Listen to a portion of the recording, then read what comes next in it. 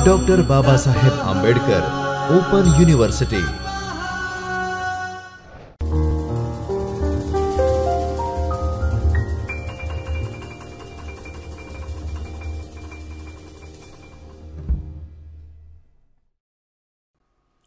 નમસ્કાર વિદ્યાર્થી મિત્રો, મારું નામ ડૉક્ટર ભાગ્યશ્રી રાજપૂત છે। હું ડૉક્ટર બાબા સાહેબ આંબેડકર ઓપન યુનિવર્સિટીના સમાજશાસ્ત્ર વિભાગમાં આસિસ્ટન્ટ પ્રોફેસર તરીકે કાર્યરત છું। હું આપ સૌ વિદ્યાર્થી મિત્રોનું ડૉક્ટર બાબા સાહેબ આંબેડકર ઓપન યુનિવર્સિટીના જ્યોતિર્મય પરિસરમાં આવેલ ચૈતન્ય સ્ટુડિયોમાં સ્વાગત કરું છું। વિદ્યાર્થી મિત્રો, આજે આપણે બેચલર ઓફ આર્ટ્સ સમાજશાસ્ત્ર વિષયના પાઠ્યક્રમ 8 કુટુંબ, લગ્ન અને સગાઈ સંબંધો તેના વિશે વ્યાખ્યાન લઈશું। હવે વિદ્યાર્થી મિત્રો, આજનું આપણું આજે વ્યાખ્યાન છે એકમ નંબર 8, પેપર નંબર 8, તેના એકમ નંબર 7, ઉત્તર ભારતમાં અને દક્ષિણ ભારતમાં સગપણ વ્યવસ્થા તેના વિશેની ચર્ચા કરીશું। તો વિદ્યાર્થી મિત્રો, તો શરૂ કરીએ આજનું આપણું એકમ નંબર 7, પાઠ્યક્રમ 8, TYBA સમાજશાસ્ત્રનું વ્યાખ્યાન। ફ્રેન્ડ્સ, આજનું આપણું આ જે વ્યાખ્યાન છે તેના મુખ્ય હેતુઓ ચકાસી લઈએ। આ વ્યાખ્યાનને સમજ્યા બાદ તમે સગપણ સંબંધોનો પરિચય મેળવી શકશો। સગપણ સંબંધોનું સમાજમાં કેવા પ્રકારનું મહત્વ છે તેને સમાજશાસ્ત્ર દ્રષ્ટિકોણથી સમજી શકશો। સાથે જ ઉત્તર ભારતમાં સગપણ વ્યવસ્થા કેવા પ્રકારની છે, દક્ષિણ ભારતમાં સગપણ વ્યવસ્થા કેવા પ્રકારની છે તેની માહિતી મેળવી શકશો। વિદ્યાર્થી મિત્રો, હેતુઓને સમજ્યા બાદ આજનું વ્યાખ્યાન શરૂ કરીએ। તો સગપણ વ્યવસ્થા એક એવી વ્યવસ્થા છે કે સમગ્ર માનવ સમાજમાં આ વ્યવસ્થા જોવા મળે છે અને માનવ સમાજને સમજવા માટે તેના આંતરિક અને બાહ્ય સ્વરૂપને સમજવું પડે।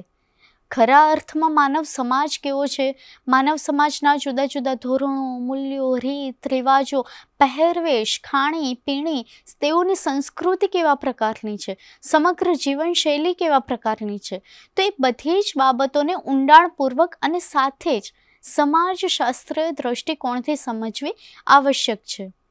હવે જે આપણું માનવ સમાજ છે તે માનવ સમાજના આંતરિક સ્વરૂપને જો સમજવો હોય તો આંતરિક સ્વરૂપને આપણે જોઈ શકતા નથી, પરંતુ તેને અનુભવી શકાય છે। જેમ કે સમાજના જેટલા પણ જુદા જુદા માનવ સમાજના સભ્યો છે એ સમાજના સભ્યો વચ્ચેના સંબંધો કેવા પ્રકારના છે, ગાઢ છે, મોઢાના સંબંધો છે કે દૂરવર્તી સંબંધો છે, લગ્ન સંબંધો છે, રક્ત આધારિત સંબંધો છે, દત્તક લીધેલ સંબંધો છે, તો આ સંબંધોનું સ્વરૂપ કેવા પ્રકારનું છે તો એ માનવ સમાજને સમજવા માટે ખૂબ જ ઉપયોગી નીવડે છે।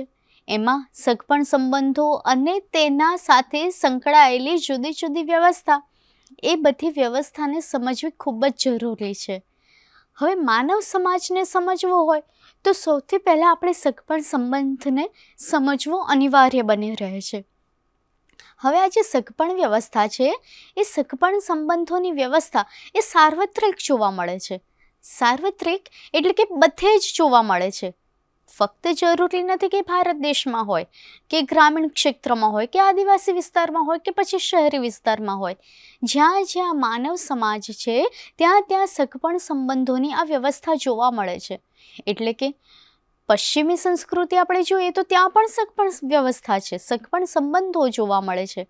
કદાચ બની શકે કે આપણા ભારતીય સમાજ જેવી વ્યવસ્થા ના હોય, જેમ કે આપણે અહીંયા લગ્નના સંબંધો જોવા મળે છે, લગ્ન બાદ પતિ પત્નીના સંબંધો જોવા મળે છે, તો કદાચ ત્યાં બની શકે કે લિવ ઇન રિલેશનશિપ, ગે અથવા તો લેસ્બિયન, તો એ બધા જુદા જુદા સંબંધો જોવા મળે છે।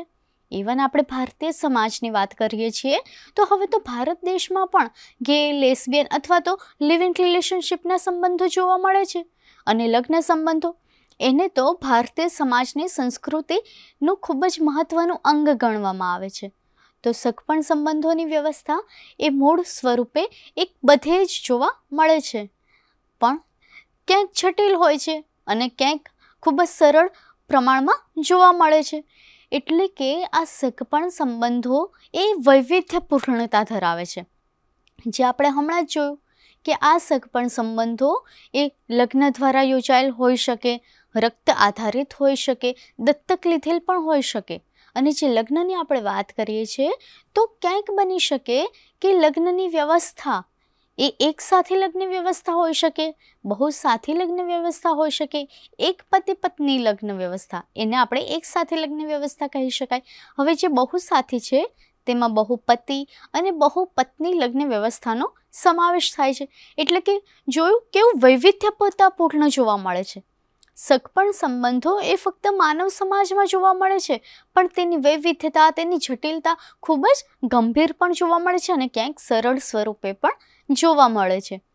હવે જે સગપણ સંબંધો છે એ સગપણ સંબંધો દ્વારા જ સ્ત્રી પુરુષના પરસ્પર સંબંધો બંધાય છે. એટલે કે જાતીય સંબંધો કે જે પતિ પત્ની લગ્ન દ્વારા એકબીજાના જીવનસાથી મળે છે અને સમાજ સ્વીકૃતિથી તે બંનેના પરસ્પરના સંબંધો એ યોજાતા હોય છે. અને તેઓની સાથે જ તેમના બાળકો સાથેના સંબંધો પણ નક્કી થાય છે અને એના જ આધારે સમગ્ર કુટુંબની રચના થતી જોવા મળે છે. એટલે કે સગપણ સંબંધો જ એક એવું સ્વરૂપ છે, એક એવી પ્રકારની વ્યવસ્થા છે કે જેના દ્વારા સ્ત્રી પુરુષ એ જાતીય સંબંધો સમાજ સ્વીકૃતિથી બાંધી શકે છે, પોતાની જે પ્રાથમિક ઈચ્છાઓ છે તેને પરિપૂર્ણ કરી શકે છે અને સામે જે સમાજની અપેક્ષાઓ છે, એક્સપેક્ટેશન્સ છે કે માનવ સમાજને આગળ ધપાવવો, તો આ લગ્ન વ્યવસ્થા દ્વારા, સગપણ વ્યવસ્થા દ્વારા સમાજની અપેક્ષાઓ પણ સંતોષાય છે અને જે સ્ત્રી પુરુષની અપેક્ષાઓ છે એ પણ સંતોષાય છે. તો સગપણ વ્યવસ્થા જે છે એ સગપણ વ્યવસ્થા એ વ્યક્તિઓના જીવનમાં જીવન પર્યંત ચાલ્યા કરે છે. વ્યક્તિ એ જન્મથી લઈ અને મૃત્યુ સુધી એ અનેક વ્યક્તિઓ સાથે સંબંધ ધરાવે છે, જુદો જુદો દરજ્જો અને ભૂમિકા ધરાવે છે. તો આ જે અનેક વિવિધ વ્યક્તિઓ સાથે વ્યક્તિ મળે છે, તો જુદા જુદા વ્યક્તિને મળે છે, જૂથ રચાય છે, જુદા જુદા મંડળો, સંગઠનો રચાય છે, કુટુંબ વ્યવસ્થા રચાય છે. કુટુંબ, લગ્ન કે સગપણ સંબંધોથી જ વ્યક્તિ જોડાયેલી રહે છે. બાળકના જન્મ સાથે જ તેનો સંબંધ માતા પિતા અને ભાઈ બહેન જેવા રક્ત સંબંધીઓથી સ્થપાતો જોવા મળે છે. ત્યારબાદ બાળક યુવાન થાય છે અને યુવાન થતાં તે બાળકના લગ્ન કરાવવામાં આવે છે. તો જો એ યુવાન છે, યુવક, તો એ યુવકના લગ્ન યુવતી સાથે કરાવવામાં આવે છે. તો આ રીતે લગ્ન દ્વારા જુદા જુદા સગપણ સંબંધો રચાતા જોવા મળે છે. યુવા વયે લગ્ન થાય તો જુદા જુદા લગ્ન સંબંધીઓ, એટલે ફક્ત યુવાન યુવક અને યુવતી જ નથી મળતા કે એ બંને વચ્ચે સગપણ સંબંધો નથી બંધાતા, પરંતુ બે મોટા કુટુંબ વચ્ચે કે બે સમાજ પણ એક થતા રહે છે અને જુદા જુદા કુટુંબો વચ્ચે, જુદા જુદા સગપણ સંબંધીઓ વચ્ચે સંબંધો સ્થપાતા રહે છે અને સતત ને સતત વિસ્તરતા રહે છે. અને એના જ આધારે જુદી જુદી પેઢી, એ પેઢી દર પેઢી એ એકબીજાના સંબંધોને ક્યાંક પૂર્વજો તરીકે ઓળખાવે છે અથવા તો ભવિષ્યનું બાળક તરીકે પણ ઓળખાવતા જોવા મળે છે. અને આ બધા જ સગપણ સંબંધીઓથી વ્યક્તિને સમાજ માન્ય દરજ્જા સંકુલ પ્રાપ્ત થતો જોવા મળે છે. જેમ કે ભાઈ બહેન, પતિ પત્ની, માતા પિતા, સાસુ સસરા, દીકરી જમાઈ વગેરે. ભાઈ બહેનના સંબંધો એ રક્ત આધારિત છે, પતિ પત્નીના સંબંધો એ લગ્ન આધારિત છે, માતા પિતા અને બાળકો વચ્ચેના સંબંધો એ શેના આધારિત છે તો રક્ત આધારિત. સાસુ સસરા એ જમાઈના પક્ષે પણ હોઈ શકે અને વહુના પક્ષે પણ હોઈ શકે. દીકરી જમાઈ, તો આ જે જુદા જુદા સંબંધો છે એ સંબંધીઓ વચ્ચેના ક્યાંક ને ક્યાંક રક્ત આધારિત હોય છે, ક્યાંક લગ્ન આધારિત પણ જોવા મળે છે. માટે જ જો માનવ સમાજનો આપણે ઊંડાણપૂર્વક અને એ પણ સમાજશાસ્ત્રીય દ્રષ્ટિકોણથી અભ્યાસ કરવો હોય તો સગપણ વ્યવસ્થાની આ જાણકારી ખૂબ જ મહત્ત્વની બની રહે છે. વિદ્યાર્થી મિત્રો, આપણે સગપણ સંબંધોની જે ભૂમિકા છે, જે કંઈ પણ વ્યવસ્થા છે, તેને પાયાની ભૂમિકા સમજ્યા બાદ હવે સગપણ સંબંધોનો અર્થ અને તેની વ્યાખ્યા સમજી લઈએ. Notes and queries on anthropology અનુસાર સગાઈ સંબંધ એ એક એવો સંબંધ છે કે જેની જાણકારી એ માતા પિતા, ભાઈ બહેન અથવા બાળકોના નિકટના સંબંધો દ્વારા પ્રાપ્ત થઈ રહી છે અને જેને સામાજિક કાર્યને માટે માન્યતા મળી હોય છે. હોબેલ જણાવે છે તે મુજબ સગાઈ વ્યવસ્થા એ દરજ્જાઓ અને ભૂમિકાઓનો એવો રિવાજ મુજબનો સંકુલ છે કે જે સગાઈ સંબંધીઓની વર્તણૂકને નિયંત્રિત કરતો હોય છે. હવે જુઓ, આ જે બંને વ્યાખ્યા છે એ ક્યાંક ને ક્યાંક પરસ્પર એકબીજા સાથે સંકળાયેલી પણ છે અને ક્યાંક અલગ જ મિનિંગ દર્શાવે છે. જેમ કે notes and queries on anthropology એમ કહે છે કે માતા પિતા, ભાઈ બહેન અને બાળકો, હવે આ જેટલા પણ સંબંધીઓ છે એ બધા જ સંબંધીઓ વચ્ચે કેવા પ્રકારના સંબંધો હોય છે? નિકટના. એટલે કે જે રક્ત આધારિત અને લગ્ન આધારિત દ્વારા સંબંધીઓ જોડાયેલા છે તો તેઓના સંબંધો એ નિકટના છે, મોઢામોઢના છે. અને આ એવા પ્રકારના સંબંધો કે જેઓ મિલકતનો વારસો પણ ધરાવે છે. પરસ્પરની મિલકત, પરસ્પરના સાધનો કે પરસ્પરના કોઈ પણ પ્રકારના રીત રિવાજોને તેઓ ઉપયોગ કરી શકે છે બેઝિઝક. તેમાં કોઈ પણ પ્રકારનું નિયંત્રણ હોતું નથી એકબીજા પરિવારના સભ્યો વચ્ચે. હવે એનાથી થોડું વિરુદ્ધ હોબેલ એમ કહે છે કે સગાઈ વ્યવસ્થા એ દરજ્જાઓ અને ભૂમિકાઓનો એક પ્રકારનો રિવાજ છે, સંકુલ છે અને તેઓના વર્તણૂકને નિયંત્રિત કરે છે. હવે આ જે નિકટના સંબંધોમાં કેવું હોય કે સભ્યો વચ્ચે કોઈ નિયંત્રણ હોતું નથી, અનિયંત્રિત આપણે તેવું કહી શકીએ. હવે હોબેલ એમ કહે છે કે જે સભ્યો છે તો તેઓના સભ્યોના વર્તન વ્યવહાર વચ્ચે એક પ્રકારનું નિયંત્રણ જોવા મળે છે.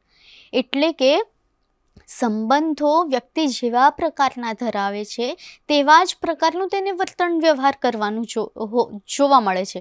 જેમ કે પતિ પત્ની એ એકબીજા માટે પતિ પત્ની છે કેમ કે તે દરજ્જો કેવા પ્રકારનો ધરાવે છે? પતિ પત્ની તરીકેનો. તો એ પતિ પોતાની પત્ની માટે પતિ છે, પણ એ જે પુરુષ છે એ પુરુષ કદાચ બની શકે કે એના માતા પિતા માટે તે બાળક છે, પોતાના બાળક માટે તે પિતા છે, પણ પોતાની પત્ની માટે તો તે પતિ છે. તો આ જે કુટુંબ વ્યવસ્થા છે તો કુટુંબ વ્યવસ્થામાં જુદા જુદા પ્રકારના દરજ્જા અને ભૂમિકા જોવા મળે છે. એવી જ રીતે એક મહિલા, એ મહિલા ક્યાંક એ માતા તરીકેની ભૂમિકા ભજવે છે, એક દીકરી તરીકેની ભૂમિકા ભજવે છે, ક્યાંક એ સાસુ તરીકેની ભૂમિકા ભજવે છે.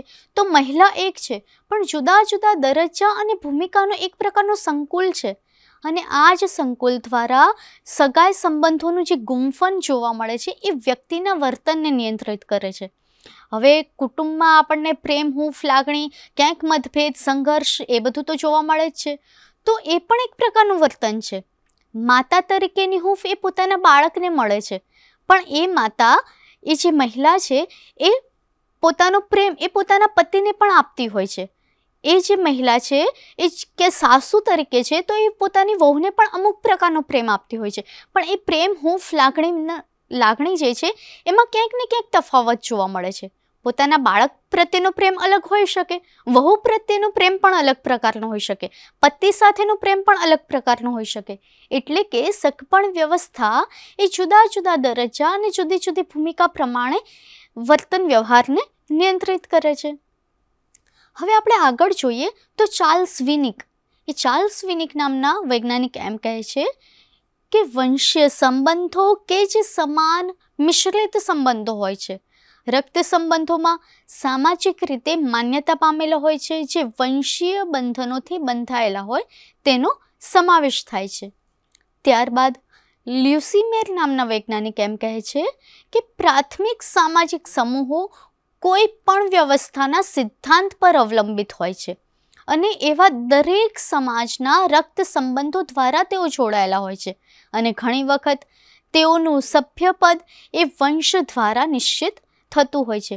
જેમ કે આપણામાંના ઘણા લોકો એવું કહેતા હોય છે કે હું ફલાણા વંશનો વારિસ છું અથવા તો હું ફલાણા વંશનો એક વારિસ છું. તો એનો મિનિંગ એ કે પોતે કોઈ એક ગોત્ર, કોઈ એક સમૂહ પરથી ઉતરી આવેલા વંશજના વારસ તરીકે ઓળખાવે છે. એટલે કે રક્ત સંબંધીઓ દ્વારા જ પોતાનો વંશ ચાલ્યા કરતો હોય છે તેવું તેઓ ઓળખાવે છે, તો આ પણ એક પ્રકારની સગપણ વ્યવસ્થા ગણાવી શકાય. વિદ્યાર્થી મિત્રો, સગપણ વ્યવસ્થાની ભૂમિકા અને તેનો અર્થ વ્યાખ્યા સમજ્યા બાદ હવે આપણે સમજીએ કે ભારતીય સમાજમાં લગ્ન વ્યવસ્થા જે સગપણ વ્યવસ્થા છે તે કેવા પ્રકારની છે. કેમ કે આપણો ભારત દેશ એ તો બિનસાંપ્રદાયિક દેશ છે. અનેક પ્રકારના ધર્મો પણ અહીંયા જોવા મળે છે, સંપ્રદાયો પણ જોવા મળે છે, આદિવાસી સમુદાય પણ જોવા મળે છે, ક્યાંક ગ્રામીણ સમુદાય પણ જોવા મળે છે, પછાત સમુદાય પણ જોવા મળે છે, તો ક્યાંક આધુનિક વિકસિત સમુદાય પણ આપણા ભારત દેશમાં જોવા મળે છે. એટલે ક્યાંક ને ક્યાંક આપણે પછાત તો છીએ, પણ ક્યાંક ને ક્યાંક ઘણે આગળ આધુનિકતા તરફ પણ નીકળી ચૂક્યા છે. ક્યાંક ને ક્યાંક આજે પણ રૂઢિવાદી વ્યવસ્થા જોવા મળે છે, પરંતુ ક્યાંક લિબરલ સમાજ પણ છે કે જે આધુનિકતાને વરેલો છે અને પોતાનું પરંપરાગત જે રૂઢિવાદી મૂલ્યો છે એને ક્યાંક ને ક્યાંક પાછળ મૂકી દીધું છે. તો સગપણ વ્યવસ્થાના જે આપણું આ વ્યાખ્યાન છે, તો આ વ્યાખ્યાનમાં આપણે મુખ્યત્વે ઉત્તર ભારતમાં સગપણ વ્યવસ્થા કેવા પ્રકારની છે અને દક્ષિણ ભારતમાં સગપણ વ્યવસ્થા કેવા પ્રકારની છે તેના વિશે ચર્ચા કરીશું. હવે વિદ્યાર્થી મિત્રો, જે આ ઉત્તર ભારતની સગપણ વ્યવસ્થા છે તેમાં મુખ્યત્વે બાળ લગ્નો, દહેજ પ્રથા, બહુસાથી લગ્ન વ્યવસ્થા અને કુલીનશાહી લગ્ન વ્યવસ્થા તેના વિશે ચર્ચા કરીશું. હવે જે દક્ષિણ ભારત છે, તો દક્ષિણ ભારતના સગપણ વ્યવસ્થામાં મુખ્યત્વે આંતરલગ્ન અને ગોત્ર આધારિત લગ્ન વ્યવસ્થા કેવા પ્રકારની છે તેના વિશે ચર્ચા કરીશું. વિદ્યાર્થી મિત્રો, આ જે ઉત્તર ભારત છે, તો ઉત્તર ભારતમાં મુખ્યત્વે દિલ્હી, કાશ્મીર, પંજાબ, હરિયાણા, ઉત્તર પ્રદેશ, આસામ, બિહાર, મધ્યપ્રદેશ વગેરેનો સમાવેશ થાય છે.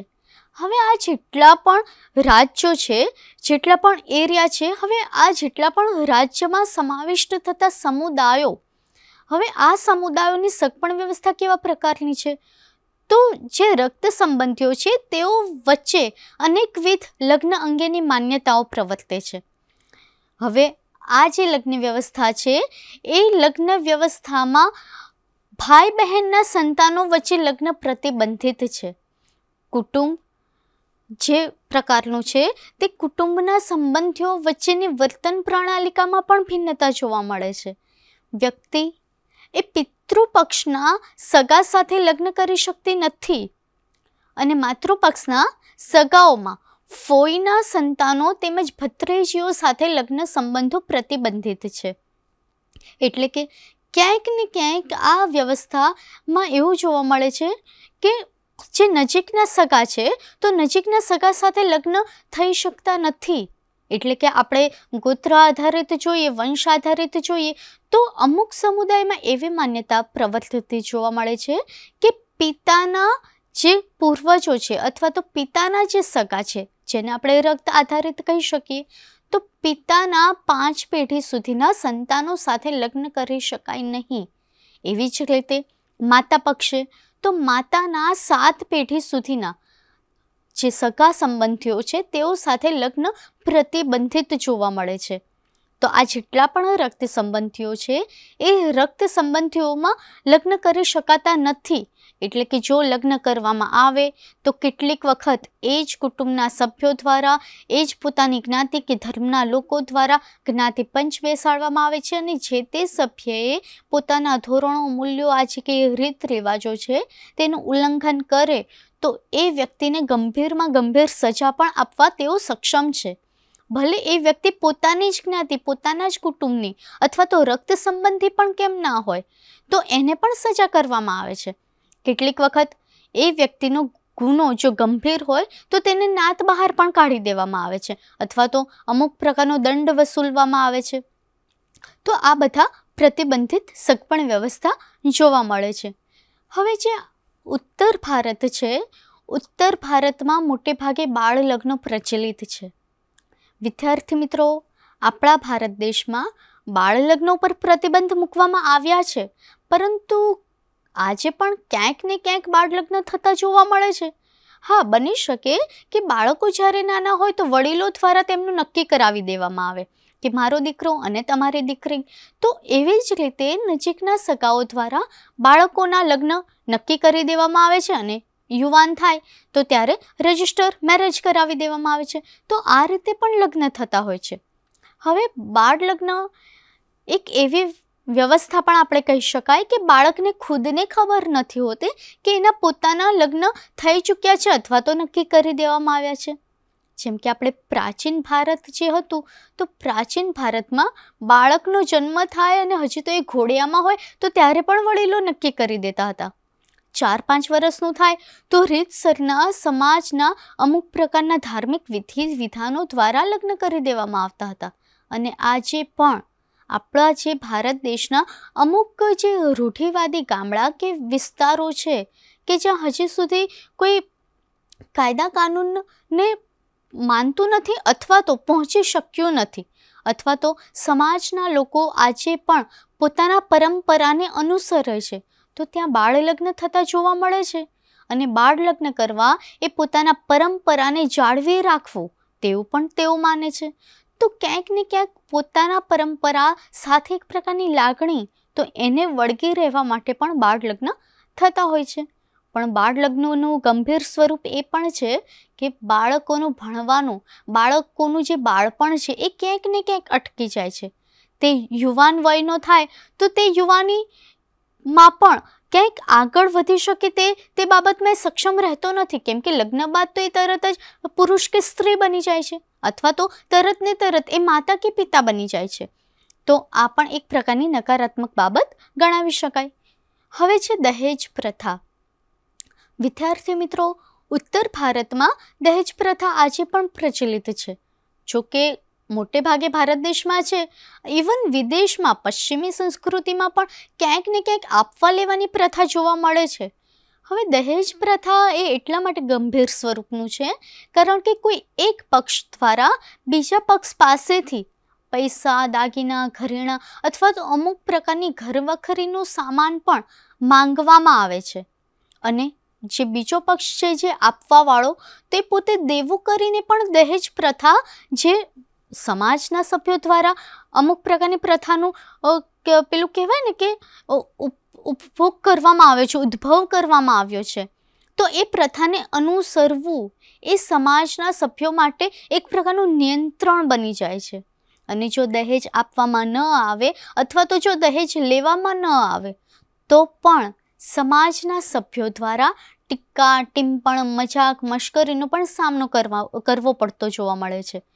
કેમ કે સમાજના સભ્યો એ નોટિસ કરતા હોય છે કે આ વ્યક્તિએ આના લગ્નમાં કેટલું આપ્યું, પોતાના દીકરીના લગ્નમાં કેટલું આપ્યું, કે આ દીકરાએ પોતાના લગ્નમાં સામેવાળી છોકરીના પક્ષે પાસેથી કેટલું લીધું. તો સમાજના સભ્યો લગ્ન સમયે આ બધી જ બાબતોને ઓબ્ઝર્વ કરતા હોય છે અને આ બધી જ બાબતો એ વ્યક્તિ ઉપર, સમાજ ઉપર નિયંત્રણ રાખે છે કે આપવું તો પડશે જ, નહીં તો સમાજના લોકો શું કહેશે કે જોયું, આ વ્યક્તિએ તો આટલું જ આપ્યું અથવા તો આ વ્યક્તિએ તો આટલું બધું આપ્યું. એટલે કે દહેજ પ્રથા, આપવું અને લેવું એ વ્યક્તિની પ્રતિષ્ઠા સાથે સંકળાઈ ગયેલી બાબત છે. માટે જો એ વ્યક્તિના માતા પિતા એ દહેજ આપવા માટે સક્ષમ ના પણ હોય તો એ પોતાનું ઘર વેચીને, પોતાના ખેતીની જમીન વેચીને અથવા તો પોતાના દાગીના અથવા તો દેવું કરીને પણ એ દહેજ પ્રથાને અનુસરે છે. તો આની સાથે, દહેજ પ્રથાની સાથે ક્યાંક ને ક્યાંક ગરીબી અથવા તો દેવાની સમસ્યા અથવા તો અન્ય કોઈ પણ સમસ્યા પણ, જે સામાજિક સમસ્યા કહી શકીએ, તે ઉદ્ભવી શકે છે. બહુસાથી લગ્ન વ્યવસ્થા. વિદ્યાર્થી મિત્રો, બહુસાથી લગ્ન વ્યવસ્થા એ તો નામ ઉપરથી જ ખ્યાલ આવી જાય છે કે પતિ પત્ની એ ફક્ત એક નહીં, એક પતિ અને એક પત્ની નહીં, પરંતુ એક પતિને પત્ની તરીકે ઘણી બધી મહિલા હોય. એવી જ રીતે એક જે મહિલા છે તેને ઘણા બધા પુરુષો એ પતિ તરીકે હોય, તો તેને આપણે બહુસાથી લગ્ન વ્યવસ્થા કહી શકાય. હવે જે બહુસાથી લગ્ન વ્યવસ્થા છે તેમાં જે વિલિપમ્સ નામના વૈજ્ઞાનિક છે, તેઓ એમ કહે છે કે મોટે ભાગે ઉત્તર ભારતના જે ખાસા આદિવાસીઓ હતા, તો ખાસા આદિવાસીઓમાં બહુસાથી લગ્ન વ્યવસ્થામાં બહુપતિ લગ્ન પ્રથા એ વધારે પ્રમાણમાં જોવા મળે છે. બહુપતિ લગ્ન પ્રથા એટલે કે જેમાં એક મહિલાને એક કરતાં વધુ પતિ હોય તેને બહુપતિ લગ્ન પ્રથા જોવા મળે છે. તેને બહુપતિ લગ્ન પ્રથા કહી શકાય. હવે આ બહુપતિ લગ્ન પ્રથામાં એવું છે કે કદાચ બની શકે કે જે તે સમુદાય છે તો એ સમુદાયના બધા જ પુરુષો એ સગા ભાઈ હોય અને બધા જ સગા ભાઈઓને એક જ પત્ની હોય તો તેને બહુપતિ લગ્ન પ્રથા કહી શકાય. એવી જ રીતે કુલીન શાહી લગ્ન પ્રથા કે જેમાં ઉચ્ચ કુટુંબમાં લગ્ન કરાવવા તે પ્રતિષ્ઠાની બાબત ગણાતી, ત્યાં ઉત્તર ભારતમાં આ પ્રથા જોવા મળે છે. ત્યારબાદ દક્ષિણ ભારતની સગપણ વ્યવસ્થા જોઈએ તો આંતરલગ્ન અને ગોત્ર આધારિત લગ્ન વ્યવસ્થા જોવા મળે છે, જેમાં મોટા ભાગના રાજ્યો એ પિતૃવંશીય કુટુંબ ધરાવે છે. તેમાં ખાસ કરીને દ્રાવિડિયન પ્રણાલિકામાં પિતૃપક્ષ અને માતૃપક્ષના સગાઓના જે ફોઈના સંતાનો તેમજ ભત્રીજીઓ સાથેના લગ્ન સંબંધો એ શક્ય બને છે. આપણે ઉત્તર ભારતમાં જોયું હતું ને કે મામા ફોઈના સંતાનો સાથે એ લગ્ન સંબંધ શક્ય નથી, પરંતુ જે દક્ષિણ ભારત છે તો દક્ષિણ ભારતમાં મામા ફોઈના સંતાનો વચ્ચે એ લગ્ન સંબંધ શક્ય બને છે. હવે આંતરલગ્ન વિશે જોઈએ તો જે ઉત્તરના પ્રદેશો કરતાં દક્ષિણના પ્રદેશોમાં રક્ત સંબંધોનું સંગઠન એ તદ્દન જુદું જોવા મળે છે. નજીકના સગાઓના જે વર્તુળની બહાર એ લગ્ન શક્ય નથી, એટલે કે મોટે ભાગે આ લોકો મોટા સંબંધો રક્ત આધારિત સંબંધો ધરાવતા હોય તો ત્યાં જ લગ્ન કરવાનું ગોઠવે છે અને અજાણ્યા સાથે તેઓ લગ્ન કરવા માટે બંધાયેલા હોતા નથી. હવે વિદ્યાર્થી મિત્રો, આપણે આજે જોયું ને કે ઉત્તર ભારતના સગપણ સંબંધો, દક્ષિણ ભારતના સગપણ સંબંધો, તો એવી જ રીતે મધ્ય ભારતમાં, પશ્ચિમ ભારતમાં, પૂર્વ ભારતમાં એમ જુદા જુદા સગપણ વ્યવસ્થાઓ જોવા મળે છે. અને સમગ્ર માનવ સમાજમાં આ જ રીતે લોહી આધારિત, લગ્ન આધારિત અને દત્તક કુટુંબ દ્વારા સગપણ સંબંધો રચાયેલા જોવા મળે છે. વિદ્યાર્થી મિત્રો, આજનું આપણું આ જે વ્યાખ્યાન હતું તો તે વ્યાખ્યાનના સ્વાધ્યાયના પ્રશ્નો જોઈ લેજો, જે તમને ખૂબ જ ઉપયોગી બની રહેશે. અને આજના આપણા આ વ્યાખ્યાન માટે ખૂબ જ ઉપયોગી પુસ્તકોની યાદી અહીંયા આપેલી છે, તો જે ચકાસી લેવા નમ્ર વિનંતી છે. તો વિદ્યાર્થી મિત્રો, આજનું આપણું આ વ્યાખ્યાન અહીંયા પૂર્ણ કરીએ છીએ. હવે પછી આપણે એક નવા જ વ્યાખ્યાન અને નવા જ એકમ સાથે ફરીથી ડૉક્ટર બાબા સાહેબ આંબેડકર ઓપન યુનિવર્સિટીના જ્યોતિર્મય પરિસરમાં આવેલ ચૈતન્ય સ્ટુડિયોમાં ફરીથી મળીશું. ત્યાં સુધી મને રજા આપો. નમસ્કાર. સ્વાધ્યાય